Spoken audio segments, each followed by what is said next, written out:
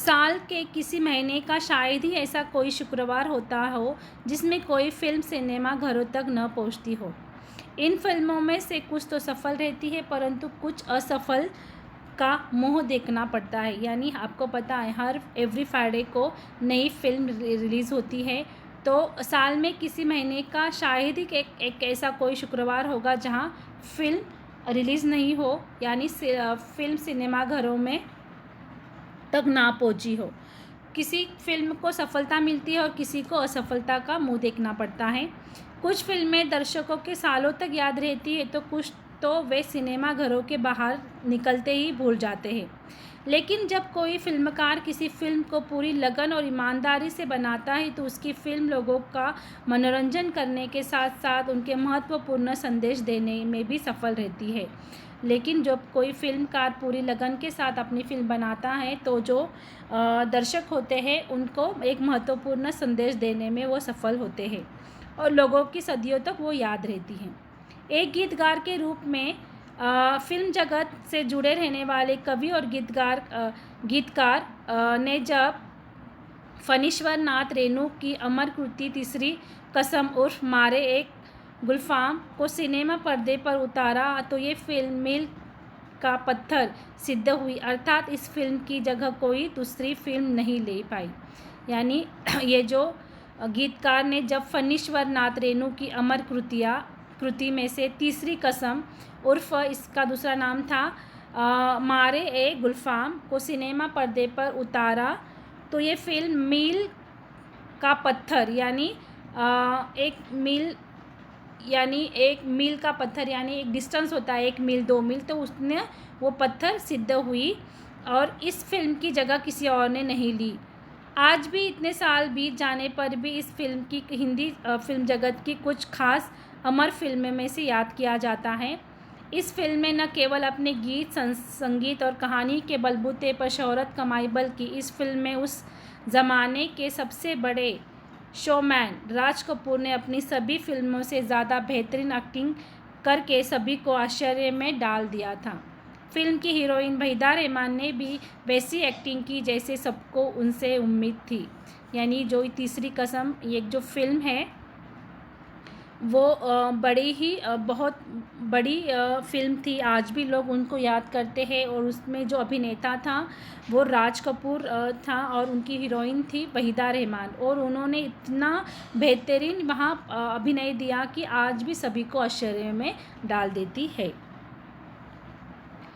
संगम की अद्भुत सफलता ने राज कपूर में गहन आत्मविश्वास भर दिया और उनसे एक साथ 4 फिल्म के निर्माण की घोषणा की। मेरा नाम, जोकर, अजंता और मैं और मेरा दोस्त और सत्यम शिवम सुंदरम। अभी संगम ये जो फिल्म है ये भी राज कपूर ने की थी और उसको बहुत सफलता मिली थी और फिर राज कपूर में बहुत आत्मविश्वास आया था और फिर उन्होंने 4 फिल्म साइन की थी। उसमें मेरा नाम, जोकर, अजंता, मैं और मेरा दोस्त, सत्यम शिवम सुंदरम ये आदि फिल्म थी। पर जब 1965 को राज कपूर ने मेरा नाम जोकर का निर्माण आरंभ किया, तब संभवतः उसने यह कल्पना भी नहीं की होगी कि इस फिल्म का एक भी भाग बनने से 6 वर्ष का समय लग जाएगा। इन 6 वर्ष में अंतकाल में राज कपूर द्वारा अभिनीत कई फिल्में प्रदर्शित हुई, जिनमें सन 1966 में प्रदर्शित कवि शैलेंद्र की तीसरी कसम भी शामिल थी। यह वह फिल्म है जिसे राज कपूर ने अपने जीवन की उत्कृष्ट भूमिका अदा की। यही नहीं, तीसरी कसम वह फिल्म है जिनसे हिंदी साहित्य की एक एवं अत्यंत मार्मिक कृति को सेलुलॉइड पर पूरी सार्थकता से उतारा, और तीसरी कसम फिल्म नहीं सेलुलॉइड पर लिखी कविता है। यानी जब वो फिल्म कर रहे थे तीसरी कसम, तो उनको वो फिल्म करने के लिए 6 वर्ष का समय लगा और इस बीच में उन्होंने अनेक फिल्में प्रकाशित भी की थी, है ना। पर 1966 में प्रकाशित कवि शैलेंद्र की जो तीसरी कसम उसमें वो शामिल थी और वह फिल्म राज कपूर ने अपने जीवन की सर्वश्रेष्ठ भूमिका उन्होंने उस फिल्म में अदा की थी। यही नहीं कि तीसरी कसम वह फिल्म है जिसने हिंदी साहित्य की एक अत्यंत मार्मिक कृति सेलुलॉइड पर पूरी सार्थकता से उतारी थी, और तीसरी कसम फिल्म नहीं बल्कि सेलुलॉइड पर लिखी गई कविता थी। तीसरी कसम शैलेंद्र के जीवन की पहली और अंतिम फिल्म थी। तीसरी कसम को राष्ट्रपति स्वर्ण पदक मिला। बंगला फिल्म जर्नलिस्ट एसोसिएट द्वारा उस सर्वश्रेष्ठ फिल्म और कई अन्य पुरस्कार द्वारा सम्मानित की। यानी जो तीसरी कसम है उनको ये शैलेंद्र की जीवन की अंतिम फिल्म थी और फिर राष्ट्रपति ने उनको स्वर्ण पदक भी दिया था। बंगला फिल्म जर्नलिस्ट में वो एसोसिएट भी थे और कई अन्य पुरस्कार उन्हें मिले थे। मास्को फिल्म फेस्टिवल में भी यह फिल्म पुरस्कृत हुई। उसके बाद इसकी कलात्मक की बड़ी चौड़ी तारीफ हुई। इसमें शैलेंद्र की संवेदनशीलता पूरी शिद्दत के साथ मौजूद है। इन्होंने ऐसी फिल्म बनाई थी जिसे सच्चा कवि हृदय ही बना सकता है। शैलेंद्र के राज कपूर की भावनाओं को शब्द दिए हैं।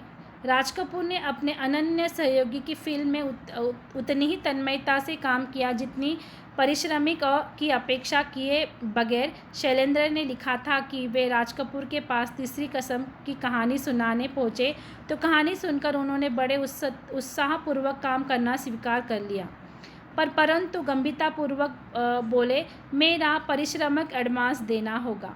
शैलेंद्र को ऐसी उम्मीद नहीं थी कि राज कपूर जिंदगी भर की दोस्ती का ये बदला लेंगे। उन्होंने बताया कि जब ये जो तीसरी कसम उन्होंने बनाई थी तो उन्होंने जब राज कपूर के पास वो वहाँ गए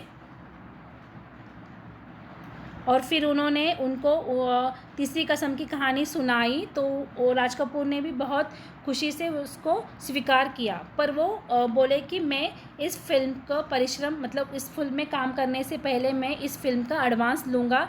तो ऐसा जब सुना उन्होंने तो शैलेंद्र की जो उम्मीद थी वो थोड़ी सी वो नाराज़ हो गए और कहने लगे कि ये तो मेरा दोस्त है, तो यहाँ ये ज़िंदगी भर की दोस्ती का ये बदला लेंगे। तो इस प्रकार से वो थोड़ा सा उनका मन दुखी हुआ था।